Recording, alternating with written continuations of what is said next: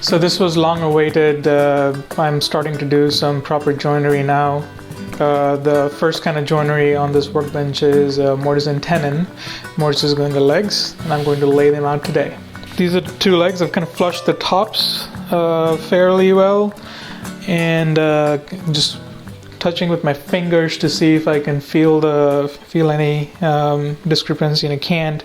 So these two are flushed, and I'm going to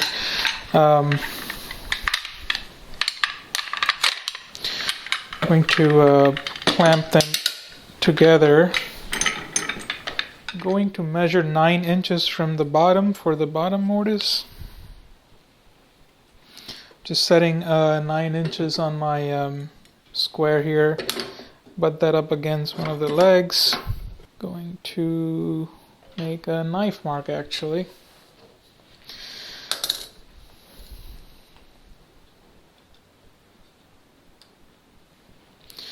So why clamp these together? The reason I'm clamping them together is because the tenons and the stretchers I show up on both sides, they need to be exactly the same place for both of these. These two legs could be of different lengths, but the tenons positions should be at the same distance from each other. That way you'll have a rectangular frame with 90-degree corners. If they're off, you'll end up with a parallelogram, and you don't want that. So one marking's made. I've made the mark on one leg, and I'm going to make the mark on the other after I take this out. I'm going to, this is the stretcher that I've selected, will go on this end. So I'm going to butt this up against the knife, against a square, butt this up against here, and then get the square out. Just make a nick. So I'm getting the exact width of this stretcher with the stretcher marked right here.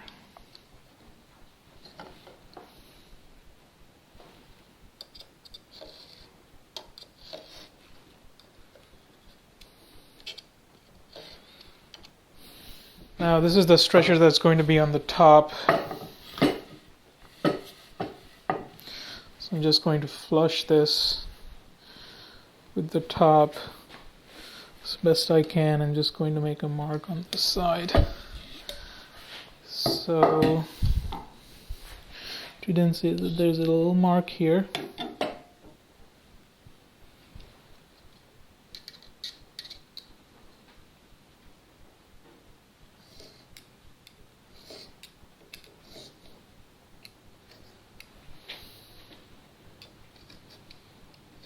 And that's done. Now I can unclamp these, and what I've done is I've locked down the relative position of the mortise hole from either on both of these pieces.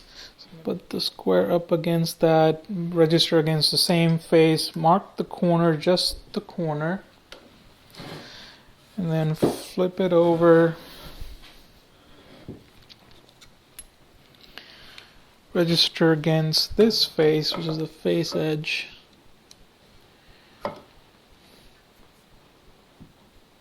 Mark this corner.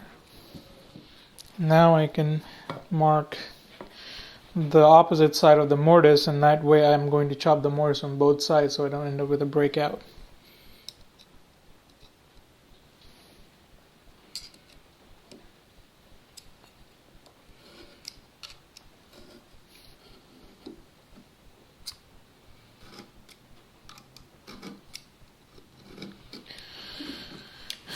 Marking gets better with practice, and I need a lot of practice. This is a 1/2 inch mortise. I'm going to set the mortise gauge to my chisel, and what I'm doing here is setting the points of the gauge to the points of my chisel. That way I ensure that I'm exactly to width, and I'm already set on that. So to find the center, I'm going to hold this up and just make an indent, and I'm going to come back from the other side and make an indent, and they match. So my because I'd already set this for another leg, and thankfully they match. So make sure my reference face is always going to be this side, and this side has the little edge marking here, trailing the pins behind me. I'm not digging in and pushing forward, and it's the trail that is making this mark. It's not sharp.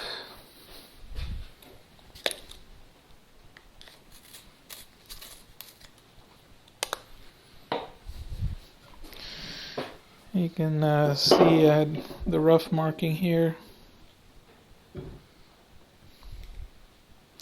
This is my mortise sole.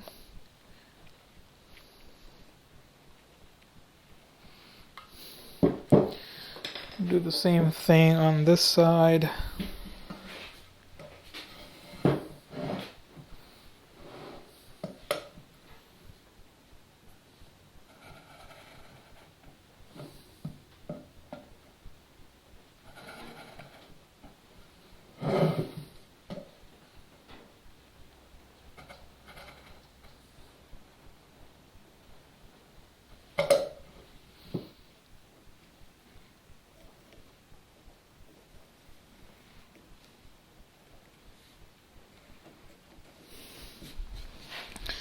Make the mark, and I'm ready to start chopping mortises.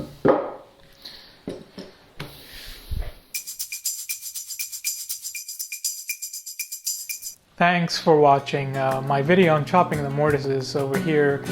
Subscribe to my channel so you don't miss these videos. If you're new to the channel, welcome. I'm a beginner woodworker, and I've been vlogging about my progress so far. These days I'm building a workbench. You can check out the series over here. New videos are out on Mondays. I will see you then.